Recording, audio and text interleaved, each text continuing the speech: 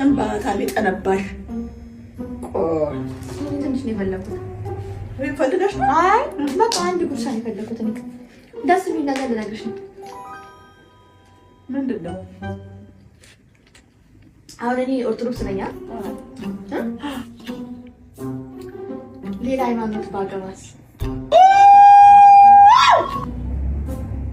ምን ማለት ነው? ደስ ይልሻል ብዬሽ ሰራሁ። ከወዲያው ቤትሽ ተቀያየረ እኮ ነው።